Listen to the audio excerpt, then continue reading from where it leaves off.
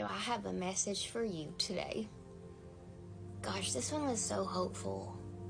And I remember a time when the word underdog defined me so greatly, so vastly. Especially growing up the way I did, marrying into what I did, coming out of what I did, and somehow finding myself here. And I don't know what app you're watching me on right now, but dependent on the app you're watching me on right now, you'll either say, I like you, I've just now saw you, or I've been watching you for a long time. But behind that is 20 years of working for the Lord, and 20 years of pastoring, and 20 years of writing books, and 20 years and more of raising kids and raising congregations and students and myself, and all under the watchful eye of God. There's one thing about me that everybody knows, and it's that if anybody can catch a nickname, it's me. Now, abusive people gave me some really colorful nicknames, but most of my nicknames were beautiful. I remember a friend of mine, and we used to work together when we would go and do things for Congress or things of that nature to try to see bills be passed or people actually do something about everything that's so evil in the world. And I remember he called me the comeback kid every time. If it got printed in a book, the comeback kid. If it got printed on a flyer, the comeback kid. If he had the mic and he was presenting me as his keynote, the comeback kid. Every time. But the underdog was a word that I loved. If the Christian Broadcasting Network has not changed my bio yet, I can't remember what it says, but I think at a point in time, it said something similar to the champion of the underdog. And that's true. I love to listen to people preach or teach or grow when they come from nothing. We went from nothing into something and we're all we got. Do you remember that old song? But it's true. It's like you and God has been all that you had. Maybe your kids or your family or friends, or maybe it's just you and God and that's all that you rock with. Here's the thing though, you keep your eyes on Jesus so much that you don't even notice how high you're flying. Because you don't ever look at the ground, it all looks the same to you. Because all you see is the sky.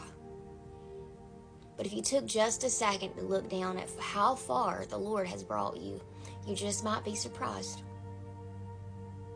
It's probably been about going on 3 years now that I go places and people will come up to me and say, aren't you Pastor Brooke on TikTok? Or can I take a picture with you? Well, my first thought is, am I? Because I still feel like the little farm girl that I was when I was tiny. And I pull out my camera too because I think it's neat that I get to meet people. That I talk to you all the time and I just don't see your face and you see mine. And I like to think of that. I like to think that I have a face to go with all the people behind the screen. It's sweet, it's nice. But make no mistake and think that I know how to handle that. It's never any more surprising after all these years. It's never any less strange. It's never any less of God going, do you see? And I'll be like, well, now I'm going to go to the Mexican restaurant, and then I'm probably going to stop off at the Ross, and then I'll go home, and then I'll watch Switched at Birth, and God's like, Brooke, do you understand? Now, don't get me wrong. I know God has did a lot of great things, and I could have never done this thing without him, and I'm not saying that he didn't carry me far. What I'm saying is, I like you, keep my eyes on the sky so much that half the time I don't even realize that I'm 500 feet above the ground. Because it's just normal to me to look at God all the time. Here's the thing, the only thing you've ever been under is under the pinions of his wings, like the Bible says. You have never been under anybody's foot. That's for dang sure. And you never will be. Your enemies watch you, and they were waiting for you to fall off when they did what they did to you. But it don't matter what they do. They can slander you. They can throw you in a whale like Joseph. They can send you down the river like Moses. They can do anything. They can pursue you. They can talk bad about you. They can watch you from fake accounts. But one thing about you is, just like Taylor Swift said, this town is fake, but you're the real thing. Because you are. And you're anointed, and favor ain't fair, and it makes people mad, and I don't know why. Because if you get close to God, you get your own. I just need you to remember today that you're so much further ahead than you know. Your names are being spoken of in rooms you've never even been in. I know I, for one, have a lot of friends who do what I do, and we have a little chat.